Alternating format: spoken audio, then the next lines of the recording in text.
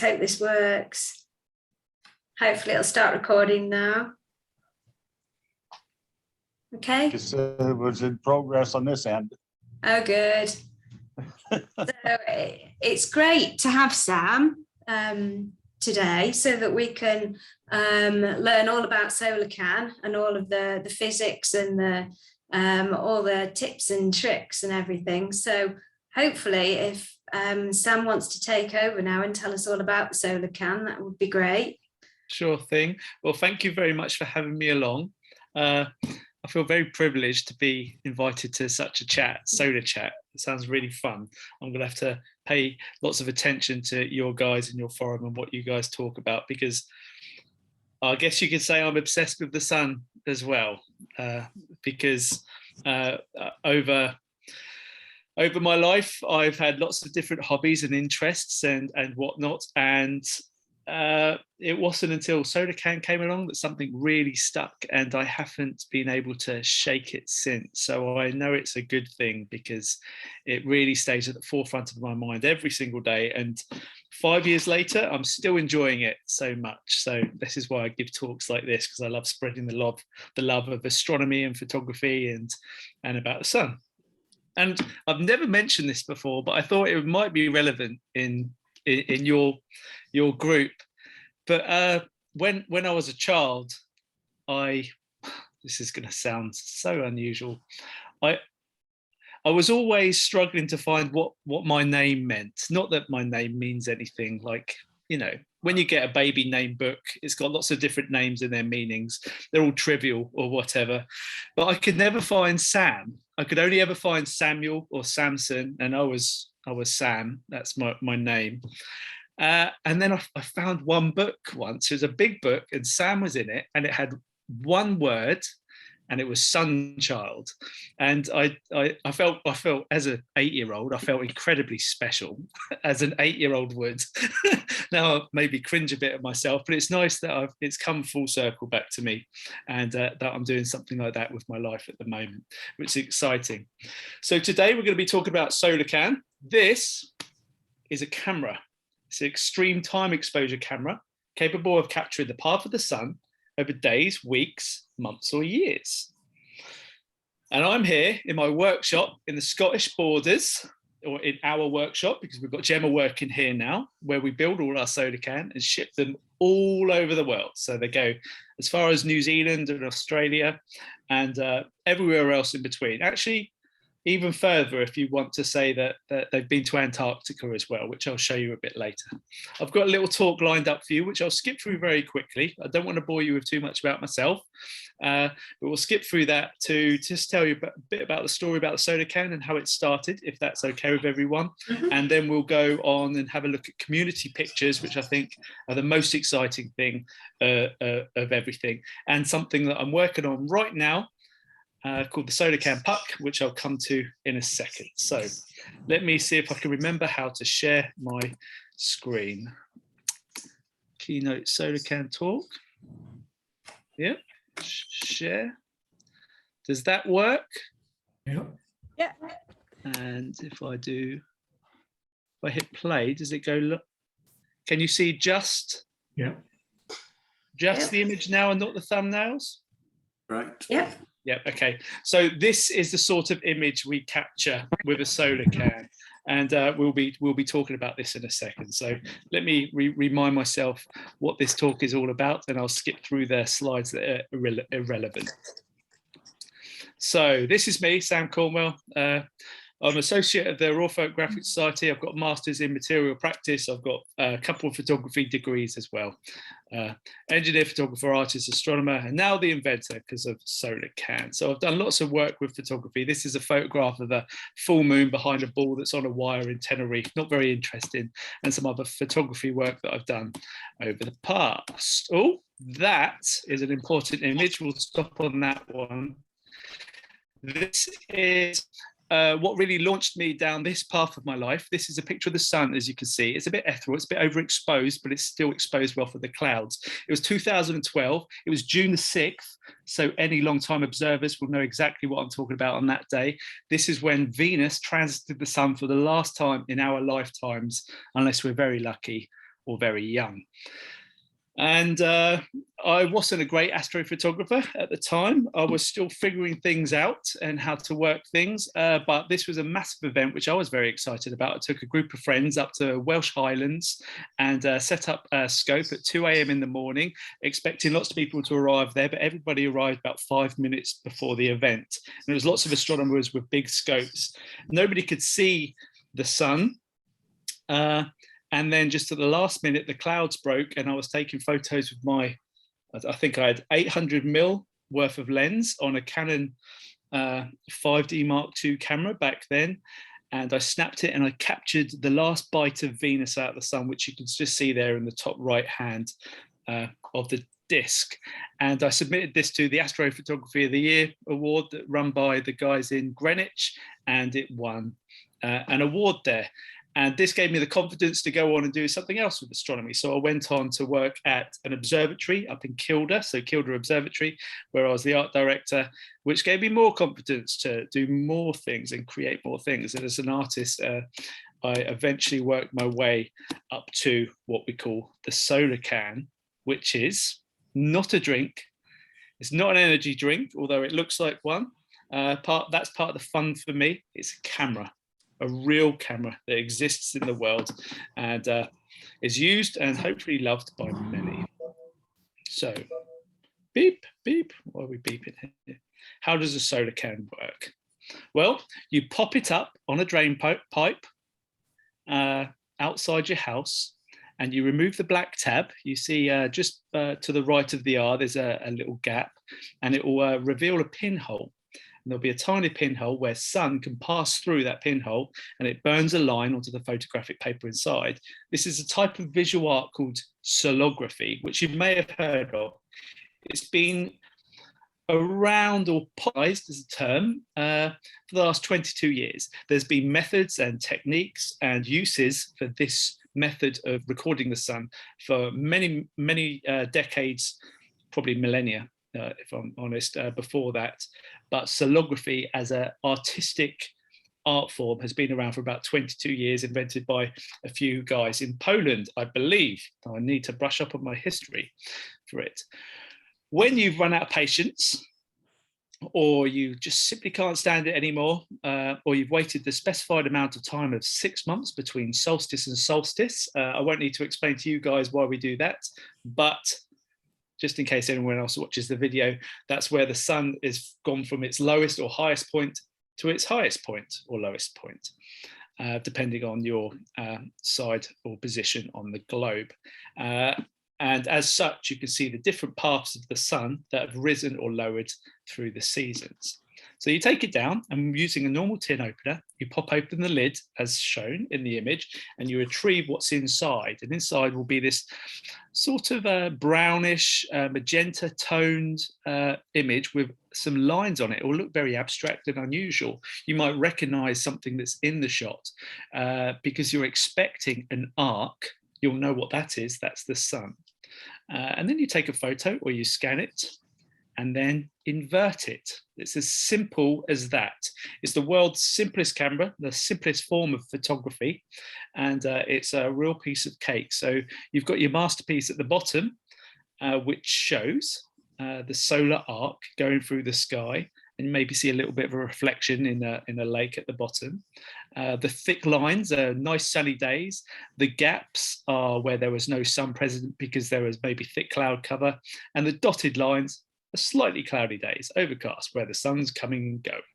The rest of the stuff are all artifacts from the paper, light reflections, who knows, but that's part of the artistic fun of what Solarcan could do. So here we go. I'll skip through the how did it all begin fast, because I'm not sure you're here for that. And we'll get on to examples from what the community have done. And it'll be great to see what you guys possibly might do over the next 6 months. So this is how it began. I'd heard about what solography was, and I'd always wanted to get my mind around it and give it a go. And it was fairly easy to set up because I had the right equipment and I understood photography and astronomy and optics. And I was able to make some up with some disgusting beer from Sainsbury's, which I poured away. Honestly, I'm telling you, it's that bad. And I gave some of these away as presents, 2016 Christmas, and my friends and family loved them. They thought they were fantastic, so much so that I thought I would make some really posh ones out of a Foster's can and sell them on Etsy. And do you know how many sold? 0. And I was undeterred. I wanted to turn this into a product because I knew people would really enjoy learning about the world in this way. So I got to making one. You can just there's cans there, soda can tucked in. I got to making one so it looked like a nice retail product. And I set myself a week and £100 to make one of these. And guess how much it cost me after all of the equipment? Oh, there's my daughter helping me stack. I had to buy 3,500. You couldn't just buy one at the time. I remember those days, a long time ago now. You had to buy machinery, etc., and get everything right, do all the tests. It cost me £5,000 in 4 months to make the best soda can. So I needed to raise funds to make it a reality. I took some very pretty photographs of it, so because I knew photographs could travel well and be the allure for people. And it worked, and we launched a Kickstarter, and very quickly, I'm not showing you that, you can go and find the original Kickstarter if you want to see that thing on my face. Oh God. I hope I'm not going too fast, sorry. And very quickly, we reached our goal and surpassed it by a huge percentage. And I knew that Solarcan was going to be something I was going to be at for a few years' time. So that was the beginning, and that was 5 years ago. So you see 18th of May up there, the deadline, which says on the screen. So we'll skip through this because I'd like you to have a look at some images rather than talking about the manufacturing, getting everything ready. Community results. Now this is where I think it gets really fun. The part of the joy about Solarcan, Nick mentioned earlier, to everyone who wasn't online, but Nick mentioned she's part of the Solarcan community and has shared lots of images over the years, which have been fantastic. She's done incredible results and experiments, which I'm still amazed at today. But part of the wonderful thing about Solarcan is 99% of all the images and ideas and experiments we share are from the community, and it's all people trying things for the first time or things that haven't been done before, and every single one looks so different, and hopefully we'll see some of that today. So this is the sun at Elmore Lock, Willie Struther Lock, passing over 4 months, and you can see the reflection in the water there. This is what I'd say is a traditionally lovely image. It's got a great arc. It's not quite central. It's slightly off center. The top arc is just nudging at the very top of the frame there rather than being cropped off it. And you've got varying different types of sun.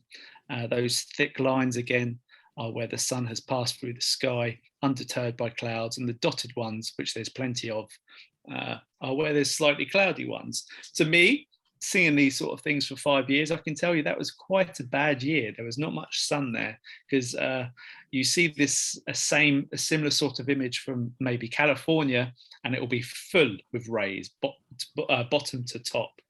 So it does show how much sort of cloud cover you get in your area.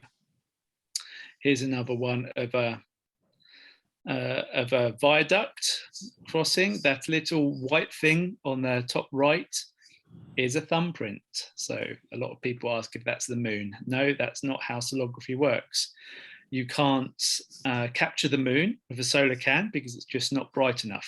The way I explain that is you could stare at the moon for a good 5 minutes and not really hurt your eyes, but you wouldn't be able to last 2 seconds with the sun, and obviously everyone here knows that's dangerous. But pretty soon we catch collected results and images from all the different people in the community, and it was really blowing us away. This one from Germany was the first that I really grasped how important reflections were. This was just a sunroof on this chap's house, and that captured that great reflection that you see there.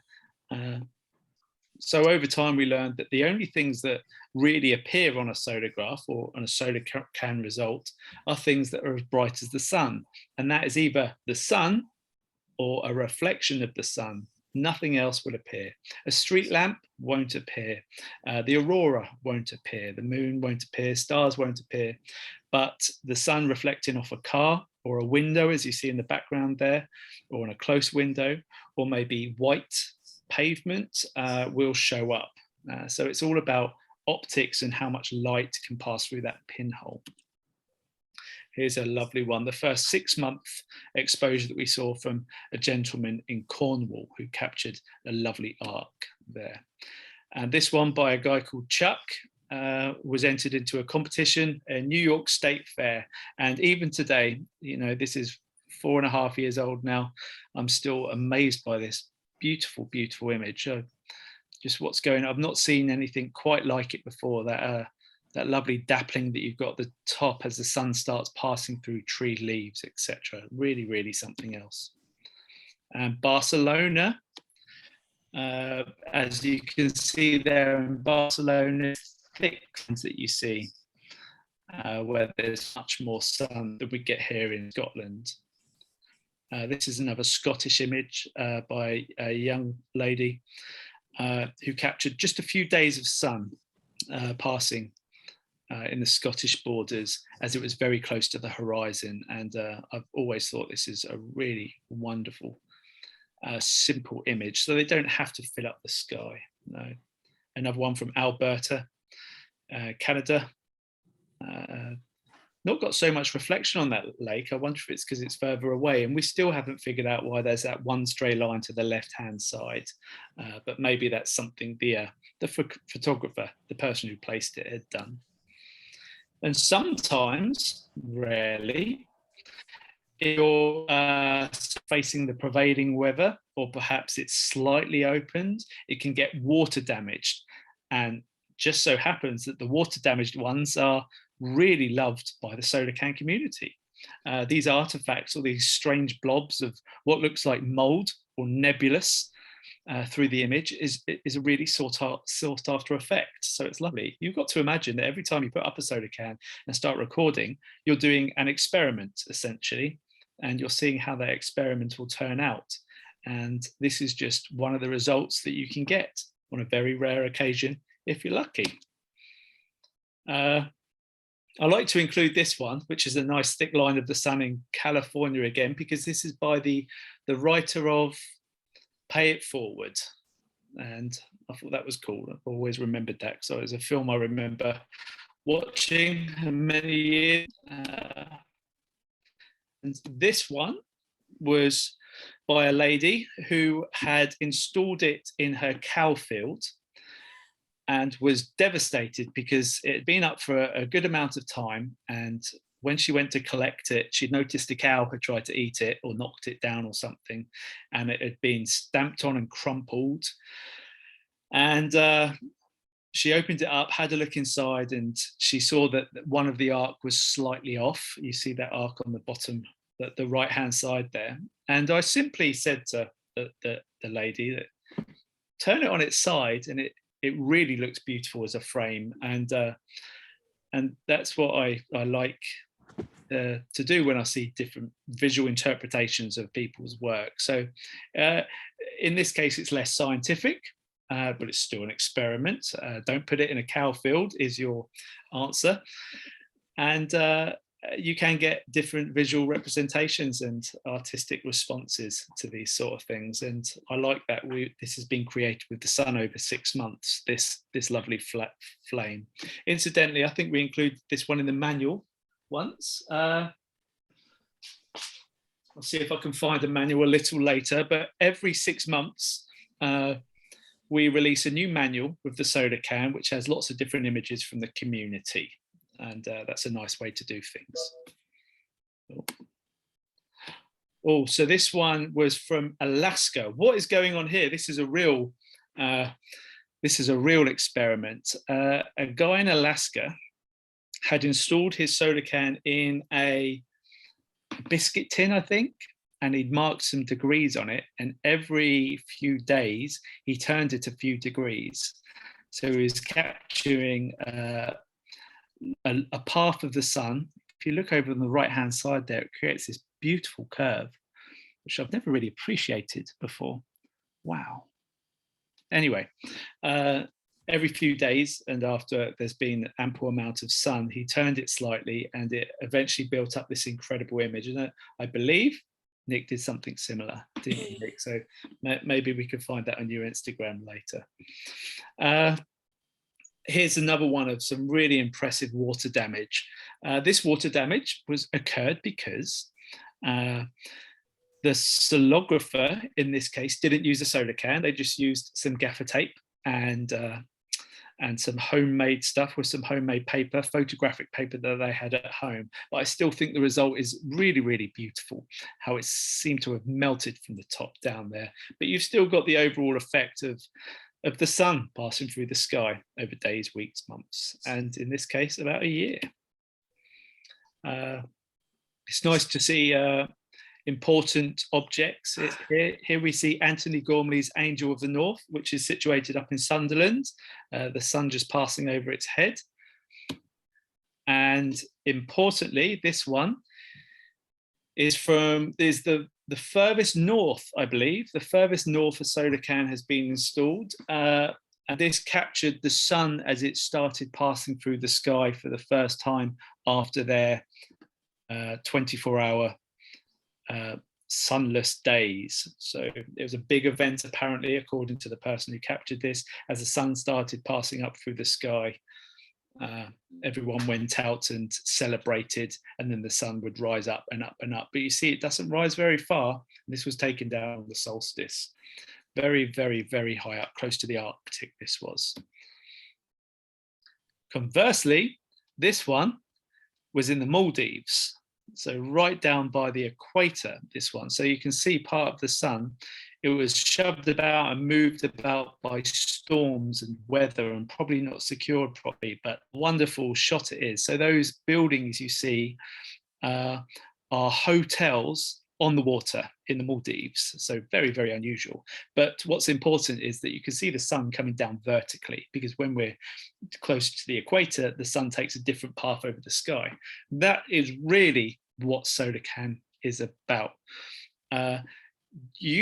All of you won't need to be told this, but a lot of people don't know the sun rises in the east and sets in the west, or the other way around on the other side of the globe. A lot of people don't realize they look south to see the sun. And a lot of people don't realize how high the sun gets in the summer season in comparison to the winter. And it's just something you've always maybe taken for granted, or you've not really noticed.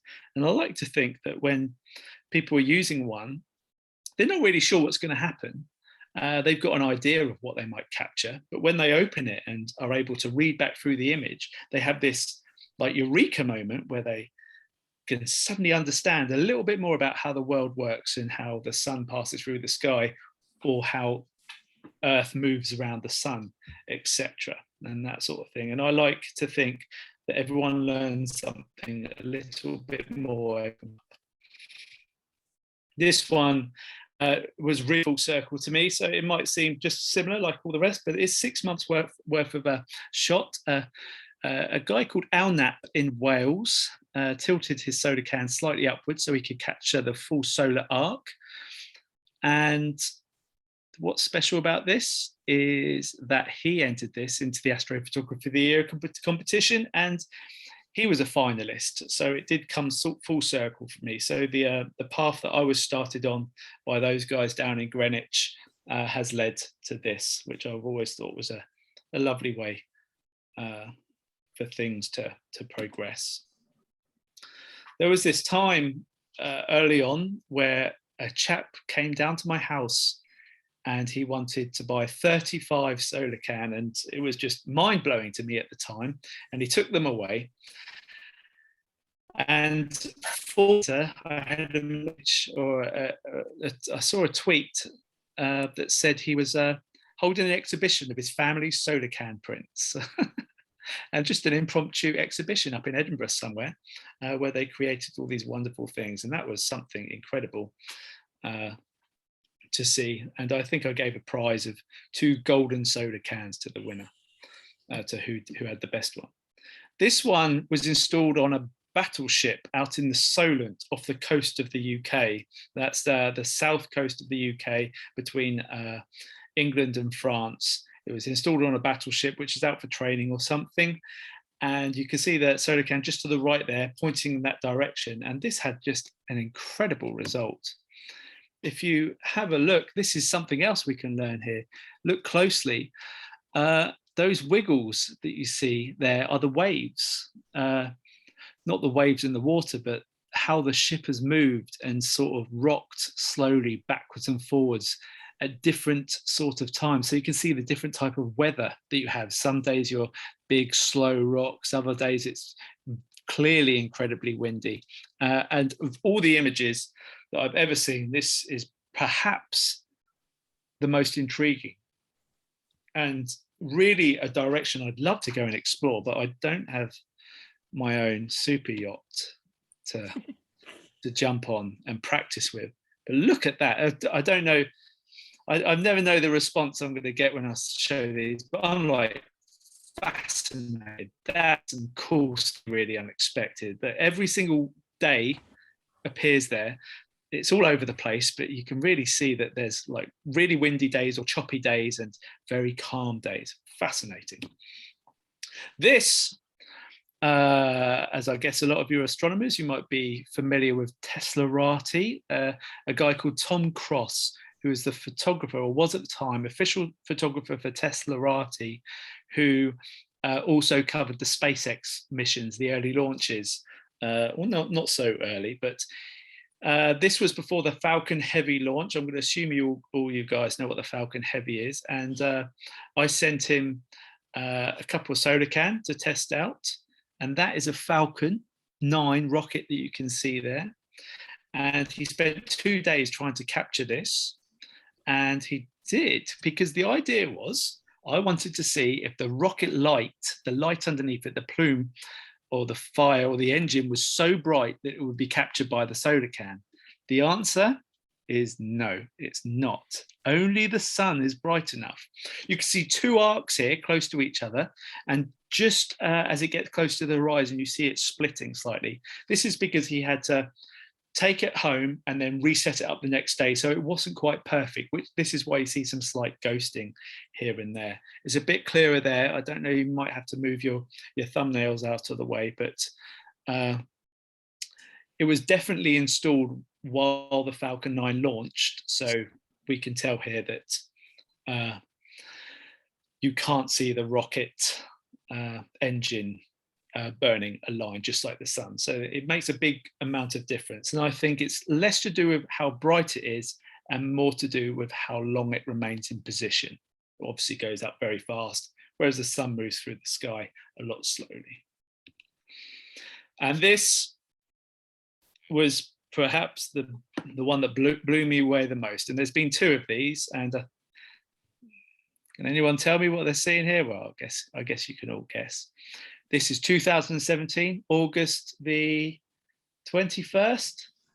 Yeah, it was the great solar eclipse in America. So Solarcans had just been shipped after the Kickstarter, and a Canadian, I believe, took one down to Western America and popped one up and captured, this 2 or 3 minutes of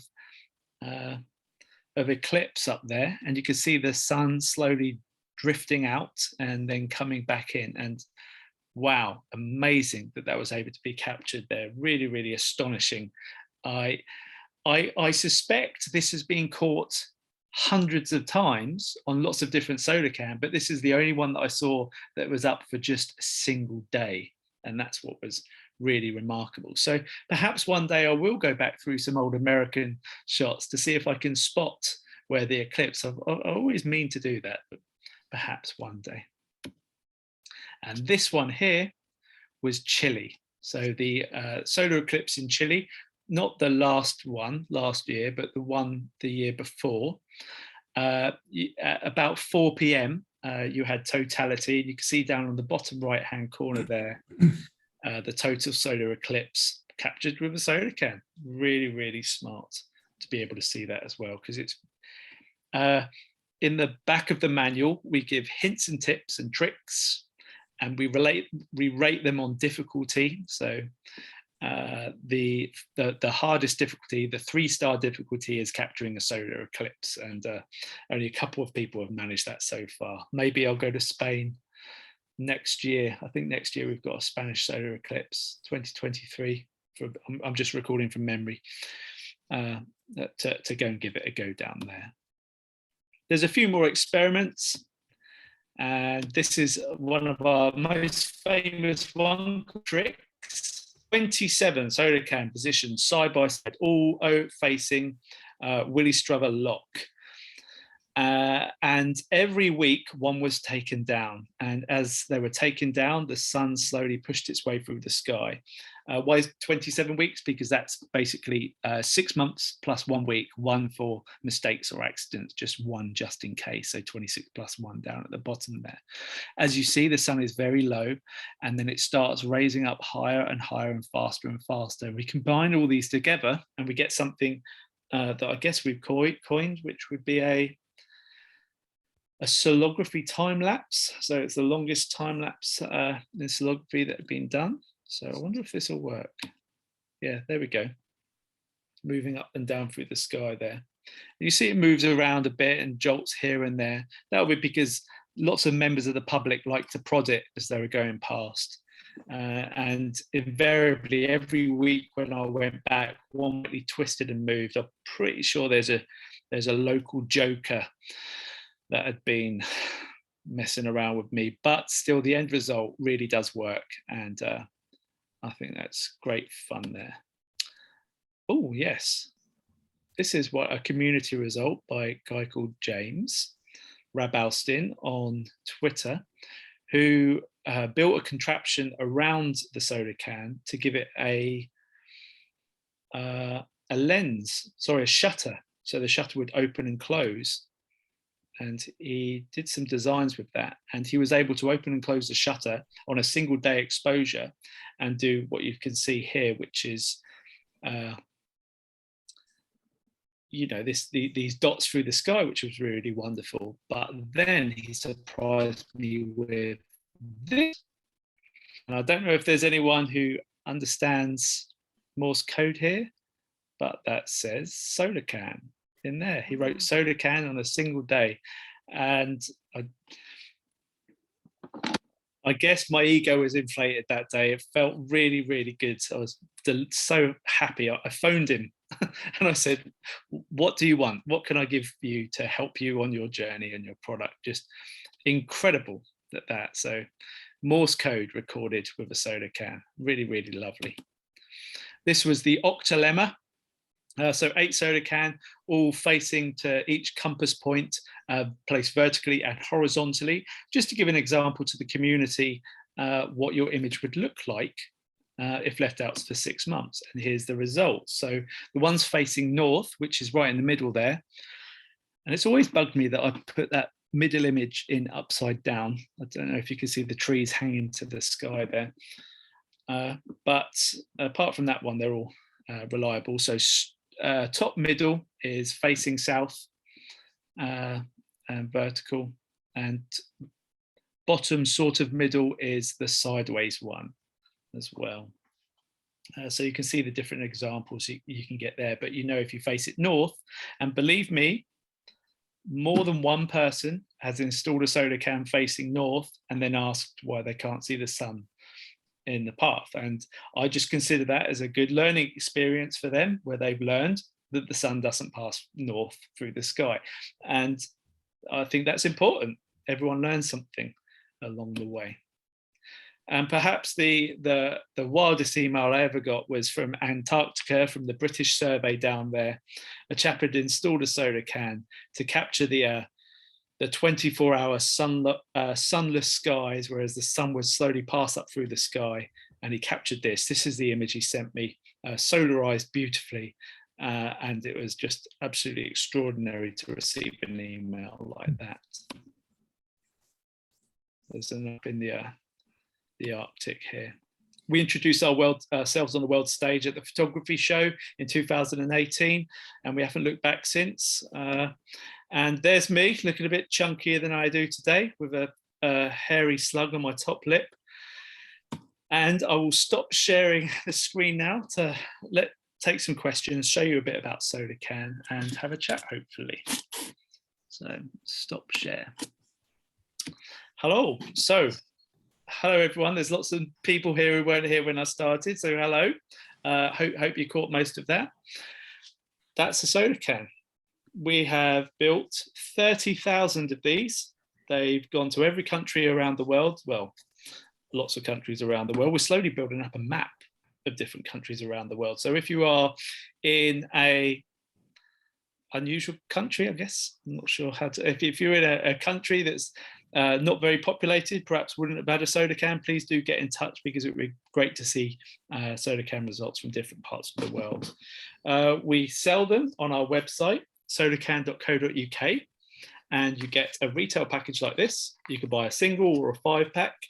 They're great fun, they're good for gifts. They come with a set of cable ties, and the cable ties are really fun because I'm really proud of this. They come with a big, very big, strong cable tie that says on it, "Science experiment, do not touch." Because everyone will touch them then. Yeah, we've had a lot of people fiddled. And inside, where you've got the Solarcan, of course, you also get this manual, this lovely manual that has lots of instructions and text and community results that you can see. For example, there, this is issue 8. So we've produced 8 of these issues so far, which is very exciting. And I did say I was going to mention something that we're doing right now, which is brand new. So this is the Solarcan, of course, and we've been doing this for 5 years and we love it. This is what we now call the Solarcan Classic, because it produces that classic result that you've seen online and I've shown you. However, late last year, we'd come to the culmination of working on something called the Solarcan Puck. Do you see this? This is essentially the same thing as a Solarcan, but the Solarcan Puck, shaped, of course, about the size of a hockey puck, still captures the path of the sun, but on a circular image.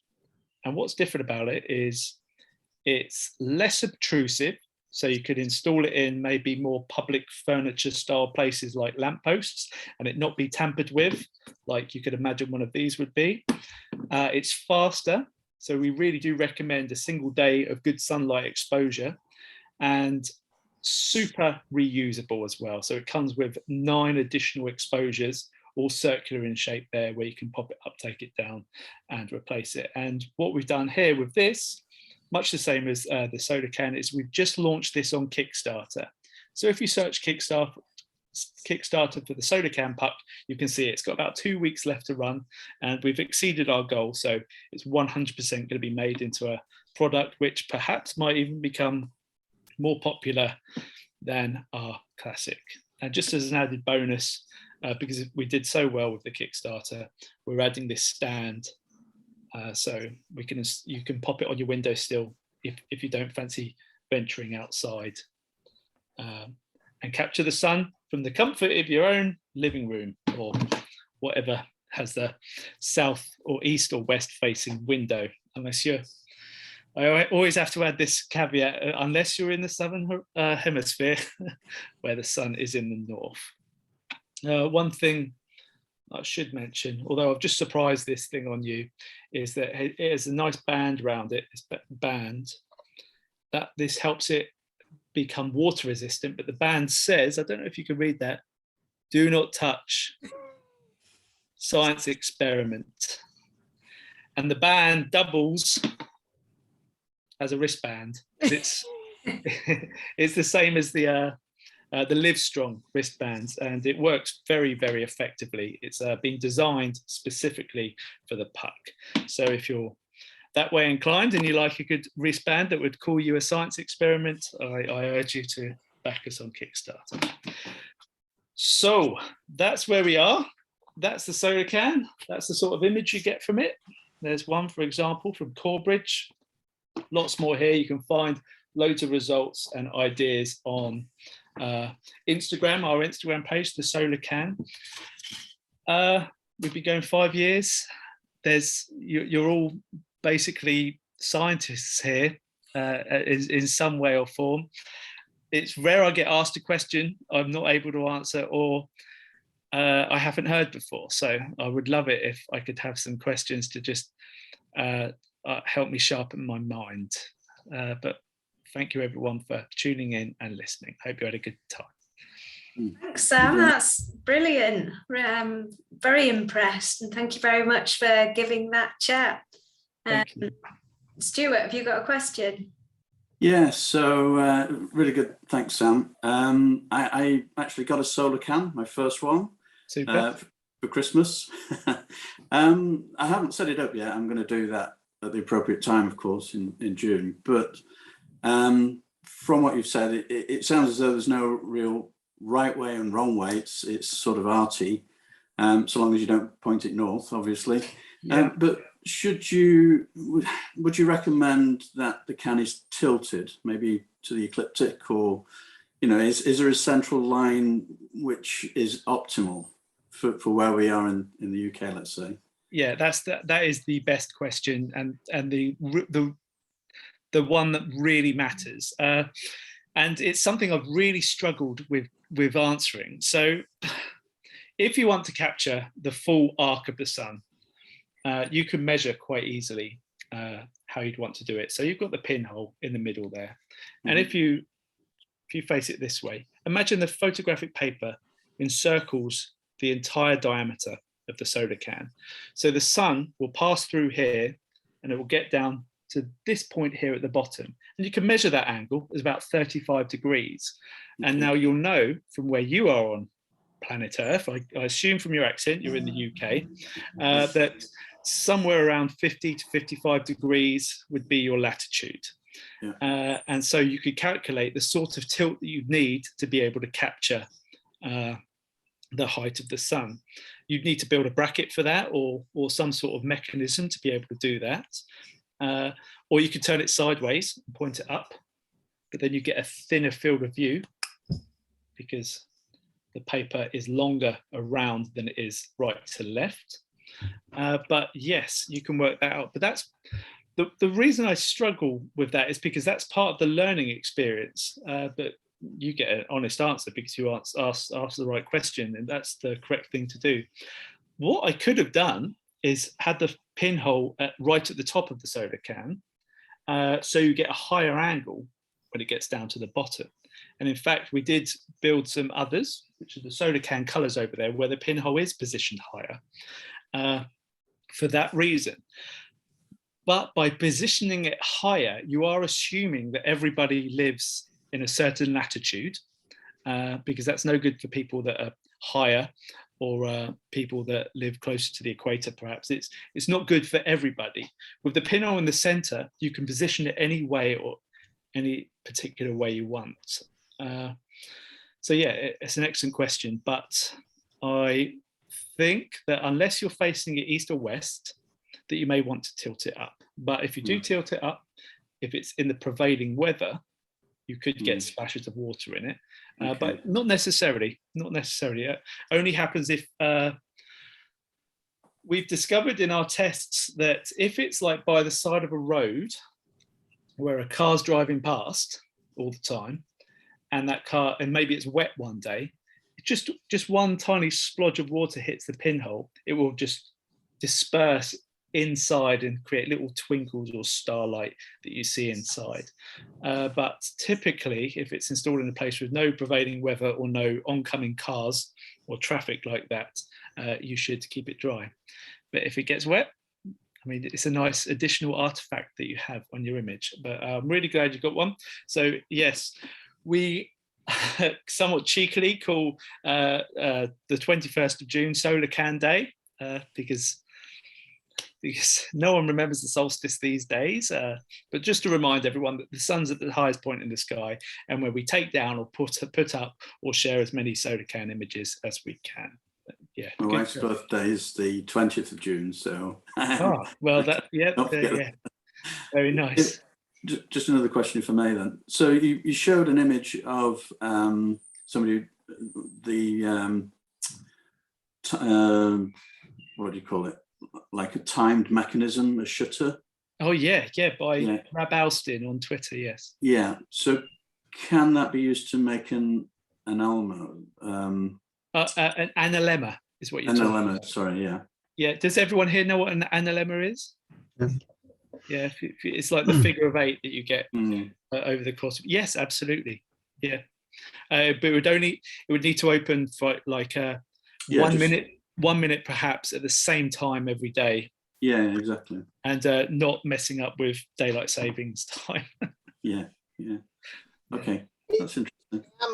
I'm interested in knowing what the photographic process as far as, developing the image or anything is. I don't know your camera at all, but I remember when I used to do photography, you would have the latent image and you'd have to develop it and everything before you could see anything. From what I've seen in your presentation, you open the can up and it's there and you just scan it and make a negative. I'm not sure what's involved with that. Absolutely. Now let me see if I can find an example. Yeah. Right. I've got 2 test bits of paper here from the Solarcan Puck, which has essentially got the same paper in as this. One bit of paper has been left upright under these white lights. One bit of paper has been left down. So this is the piece of paper that's been left up, and this is the piece that's been left down. So you see what you call it, as someone who's studied photography, is you'd say the paper has been fogged. Now, the worst thing you can do as a darkroom photographer is take the photographic paper out of the bag into daylight or into light, or anywhere but red light if it's black and white photographic paper, because you'll destroy the paper. It will be fogged and you won't be able to get an image out of it properly.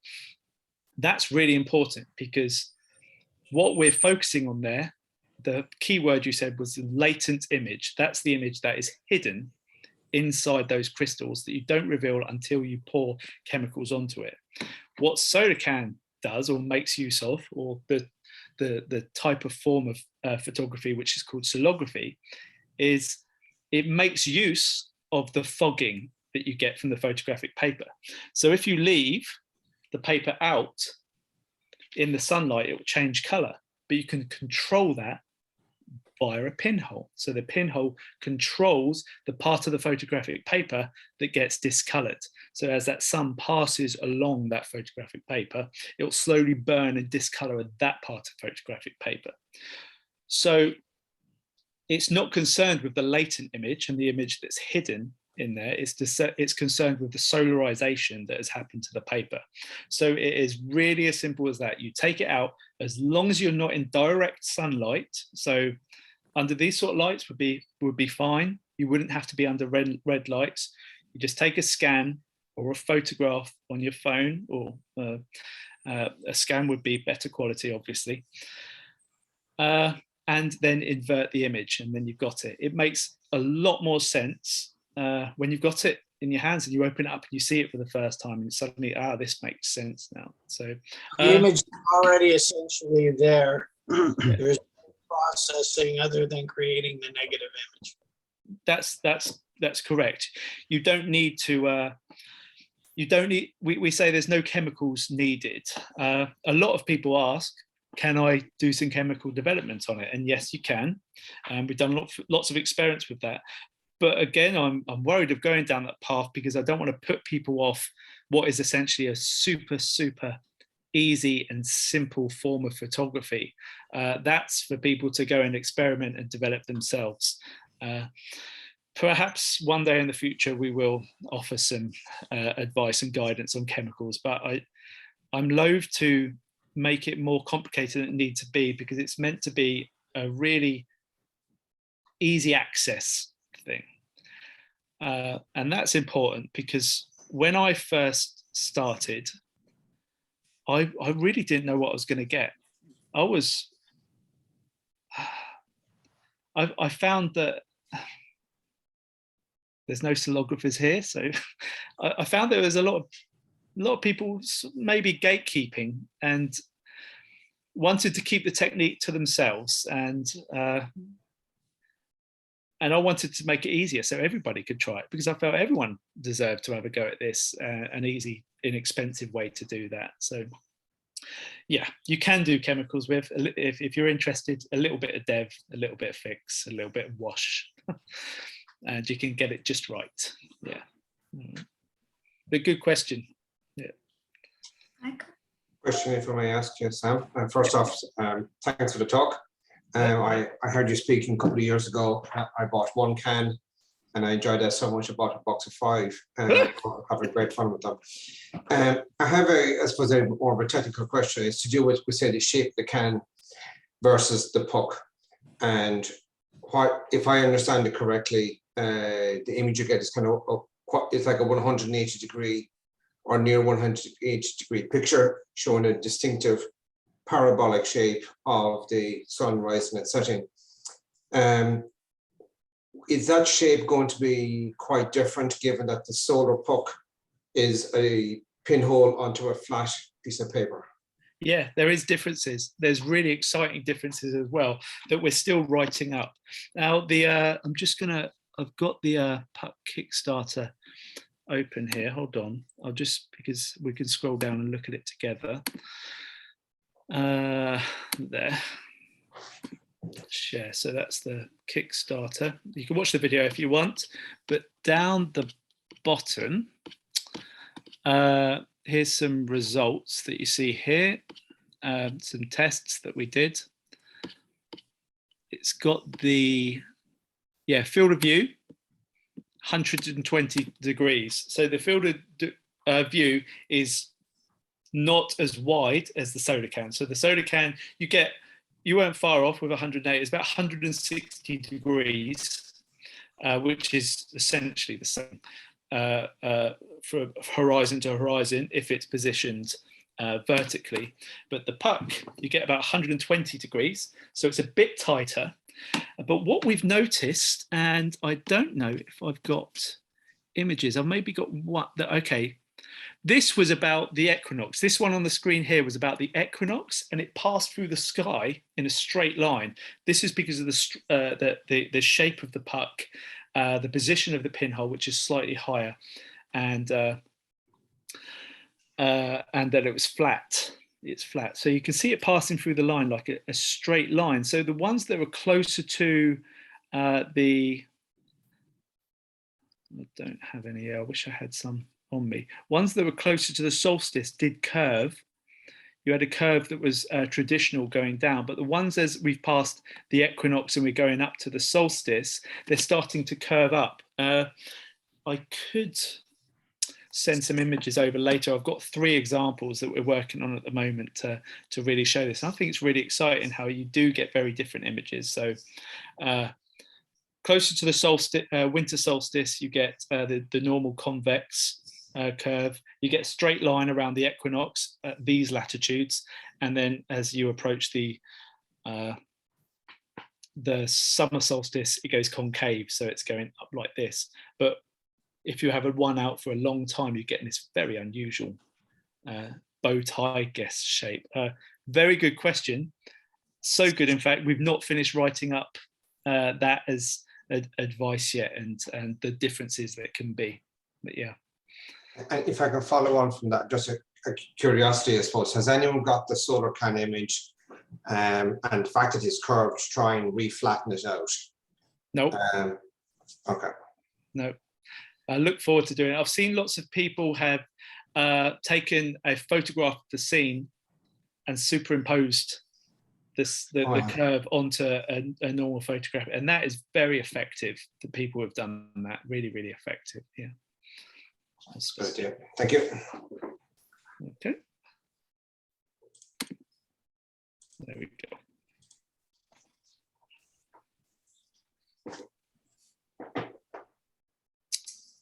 Arne has raised hand. Yes, first of all, thank you very much for a very nice talk. You're welcome. You mentioned that you didn't put this camera facing north. Yes. So no one have actually tried this on the midnight sun then?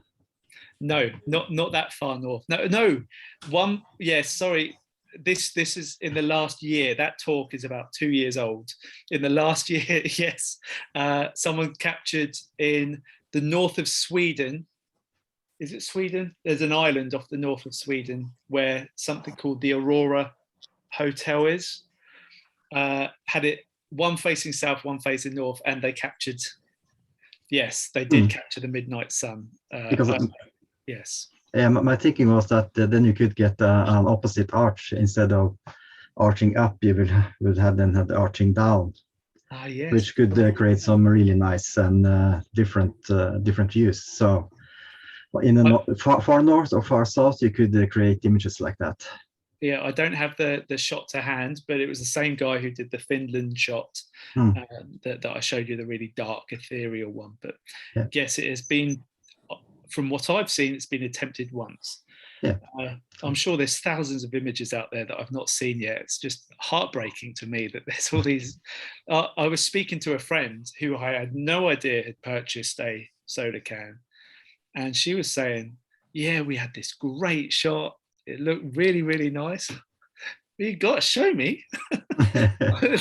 That's why I'm doing this. I really enjoy seeing your results, and it was incredible, as she said. Yeah, but yeah, good question. Yeah, midnight sun would essentially work very well.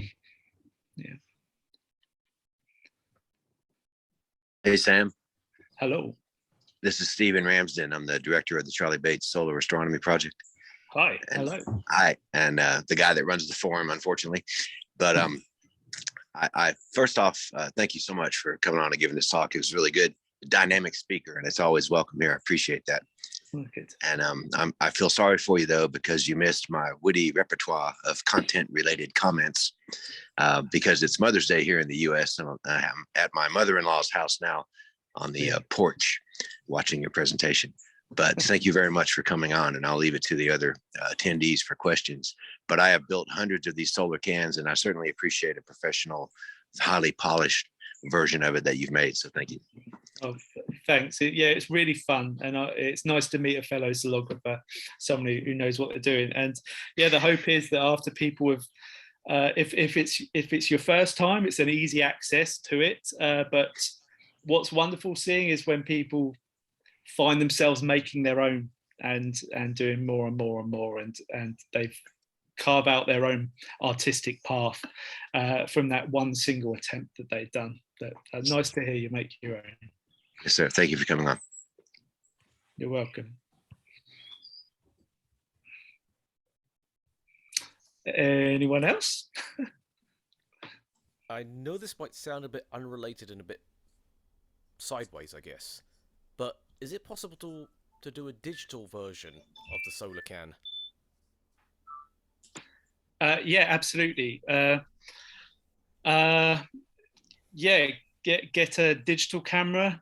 Make sure you've got a good 100 stop filter, and face it in the direction you want to face it in. And I would take short 1 minute exposures. Just make sure you've got enough battery, and then combine them all using star stacks or something, and you could absolutely do that. But you need more than anything else to be okay that the camera could get damaged, because you would effectively be burning the sensor over a long period of time, and have a good enough battery, good enough digital battery, and lots of patience to change it out, etc., and do some software manipulation afterwards. But yeah, 100% you could do that. Yeah. So get yourself a Canon 350D, 100 stop filter. I guess everyone's going to know what that means. And set up a timer so it takes one shot every minute, so 1 minute exposures of the sun's slight movement, and then stack them all together afterwards. Yeah, that's a good idea. Actually, I've not done that plenty before. Of sensors that I can destroy, for a lack of better description. So, I'm actually one of the sponsors for the Solarchat forum. So, I work at a camera store. We get cameras all day long. We can blow them up for all I care. So, it's an interesting idea. That's why I want to try it. Yeah, give it a go. If you'll have some 100 stop filters, won't you? Or 1,000 stop filters. That'll be I've got fine. everything under the sun, literally. Yeah. No very good. Nice pun. If you don't try it, let me know, because I will definitely try that out. Yeah, let's do it, Simon. Yeah, I'm really thinking about doing it. After seeing that, I'm like going, I've got a camera that I can ruin here. It might ruin it. Yeah, it might not. Again, I'm not worried about if it gets ruined. I have more junk than I need, put it that way. Yeah. So an ND2 or an ND3 filter that you could put on there, or probably even the modder 3.8 film might work.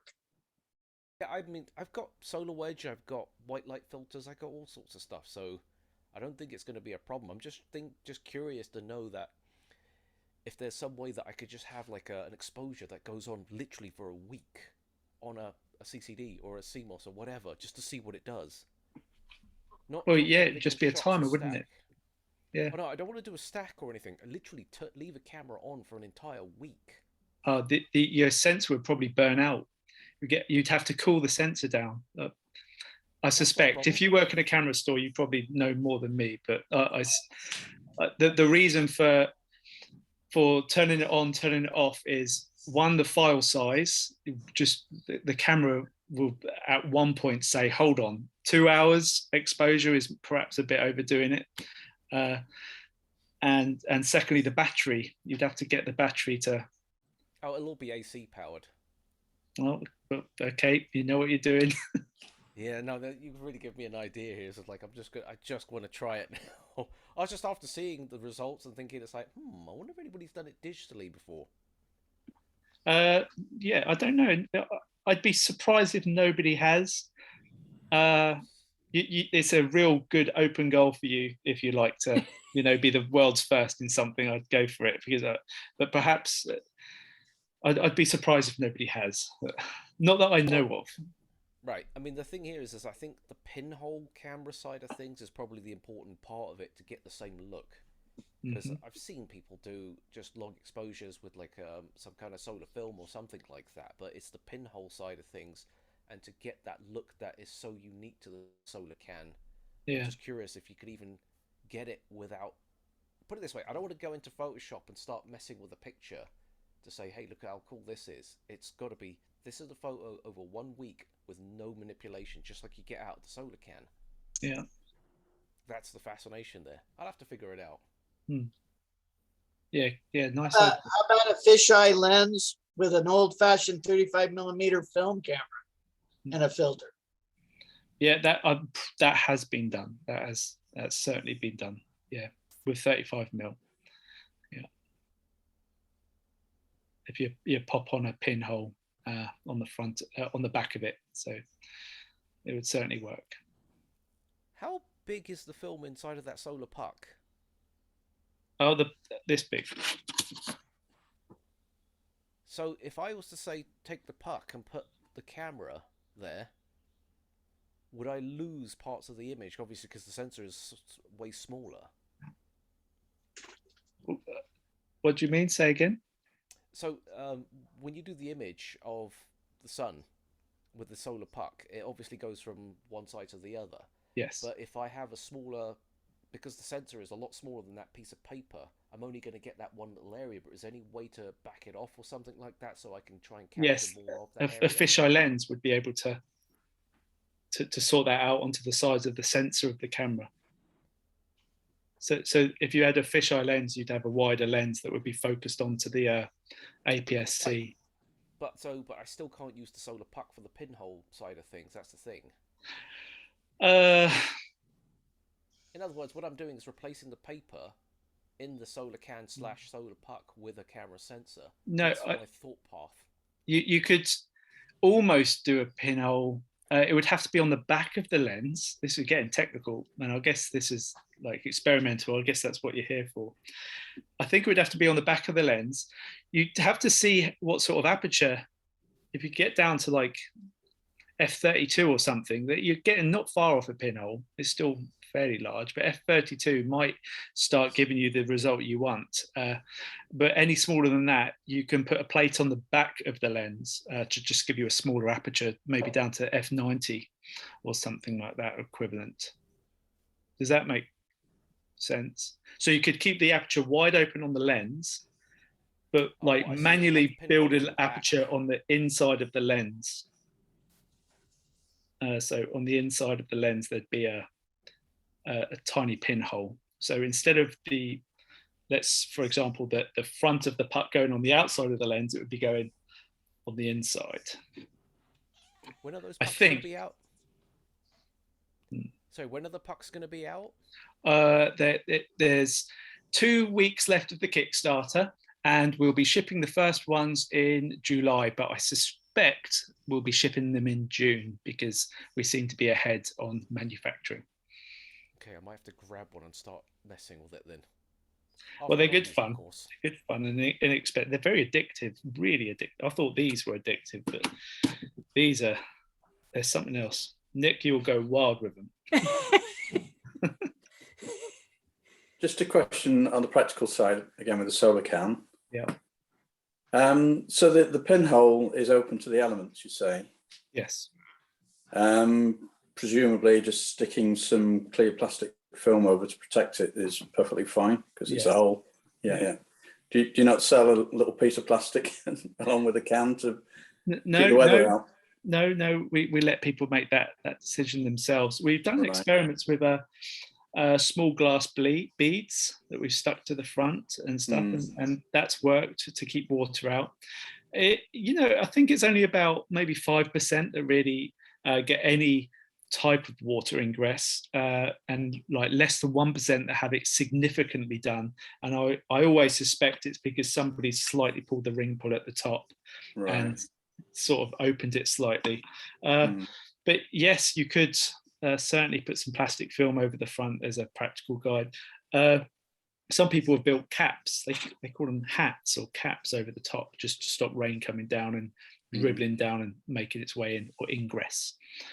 Which might be an easier way to do it. Well, either way, really depends. Okay. But yeah, good question. I'm going to have to leave, so thanks very much indeed, Sam. Really interesting.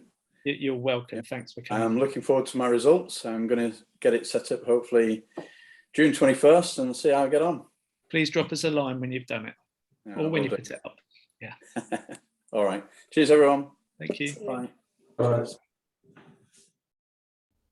You don't have any plans to come to the US, do you? Yeah, I'll be up for the US in 2024. Obviously, I kind of I go away. I leave a day's notice before I head anywhere, really. So, if I'm having an invite, if you're about to invite me to something, then yes, I will plan. Yeah.